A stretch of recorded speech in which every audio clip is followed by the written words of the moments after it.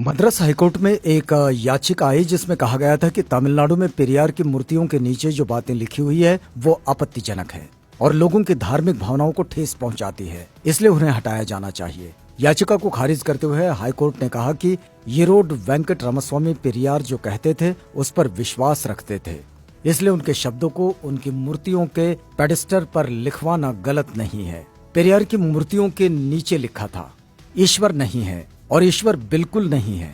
जिसने ईश्वर को रचा वो बेवकूफ है, जो ईश्वर का प्रचार करता है वो दुष्ट है और जो ईश्वर की पूजा करता है वो बर्बर है।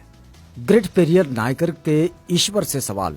पहला सवाल, क्या तुम कायर हो जो हमेशा छिपे रहते हो, कभी किसी के सामने नहीं आते? दूसरा सवाल, क्या तुम खुशामद परस्त हो जो लोगों से दिन रात पूजा अर्चना करवाते हो? तीसरा सवाल, क्या तुम हमेशा भूखे रहते हो जो लोगों से मिठाई, दूध, घी आदि लेते रहते हो? चौथा सवाल, क्या तुम मांसाहारी हो जो लोगों से निर्बल पशुओं के बलि मांगते हो? पांचवा सवाल, क्या तुम सोने के व्यापारी हो जो मंदिरों में लाखों टन सोना दबाए बैठे हो? छठा सवाल, क्या तुम व्यभिचारी हो जो मंदिरों में देवदासियां रखते हो? सातवां सवाल, क्या तुम कमजोर हो जो हर रोज होने वाले बलात्कारों को नहीं रोक पाते? आठवां सवाल, क्या तुम मूर्ख हो जो विश्व के देशों में गरीबी, भूखमरी होते हुए भी अरबों रुपयों का अन्न, दूध, घी, तेल बिना खाए ही नदी नालों में बहा देते हो? नौवां सवाल, क्या तुम बहरे हो जो बेवजह मरते हुए आदमी, बलात्कार होती हुई मासूमों की आवाज नहीं सुन पाते? 10वां सवाल, क्या तुम अंधे हो जो रोज अपराध होते हुए नहीं देख पाते? 11वां सवाल, क्या तुम आतंकवादियों से मिले हुए हो जो रोज धर्म के नाम पर लाखों लोगों को मरवाते रहते हैं? 12वां सवाल, क्या तुम आतंकवादी हो जो ये चाहते हो कि लोग तुमसे डर कर रहें? 13वां सवाल, क्या तुम गूंगे हो जो एक शब्द भी नहीं बोल पाते लेकिन करोड़ों लोग तुमसे लाखों सवाल पूछते हैं? 14वां सवाल, क्या तुम भ्रष्टाचारी हो जो गरीबों को कभी कुछ नहीं देते जबकि गरीब पशुवत काम करके कमाए गए पैसों का कतरा कतरा तुम्हारे ऊपर न्योछावर कर देते हैं? 15वां सवाल, क्या तुम मूर्ख हो कि हम जैसे नास्तिकों को पैदा किया जो तुम्हें खरी खोटी सुनाते रहते हैं और तुम्हारे अस्तित्व को ही नकारते हैं? 5 मिनट का समय निकालकर जरूर पढ़ो भगवान के कारनामे।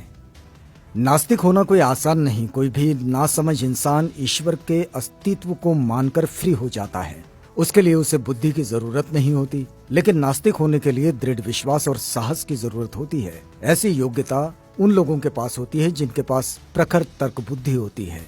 अंधश्रद्धा ऐसा केमिकल है जो इंसान को मूर्ख बनाने में काम आता है। पेरियार ईवी रामास्वामी। आप देख सकते हैं हिंदू धर्म का विचित्र इतिहास। पेरियार लिखते हैं, मंदोदरी मेंढकी से पैदा हुई थी, श्रृंगी ऋषि हिरनी से पैदा हुए थे, सीता मटकी से पैदा हुई थी, गणेश अपनी मां के मैल से पैदा हुए थे, हनुमान के पिता पवन कान से पैदा हुए थे, हनुमान का पुत्र मकरध्वज था जो मछली के मुख से पैदा हुआ था, मनु सूर्य के पुत्र थे, उनको छींक आने पर एक लड़का नाक से पैदा हुआ था, राजा दशरथ की 3 रानियों के 4 पुत्र जो फलों की खीर खाने से पैदा हुए थे, सूर्य कर्ण का पिता था। भला सूर्य संतान कैसे पैदा कर सकता है? वो तो आग का गोला है। ब्रह्मा ने तो 4 वर्ण यहां वहां से निकाले, हद है। अछूत का बनाया हुआ चमड़े का ढोल मंदिर में बजाने से मंदिर अपवित्र नहीं होता।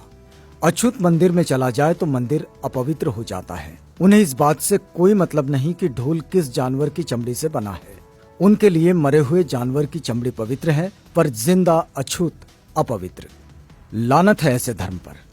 बुद्धिजीवी प्रकाश डालें, दिमाग की बत्ती जलाओ, अंधविश्वास भगाओ। यदि पूजा पाठ करने से ही बुद्धि और शिक्षा आती तो पंडों की औलादें ही विश्व में वैज्ञानिक, डॉक्टर, इंजीनियर होते।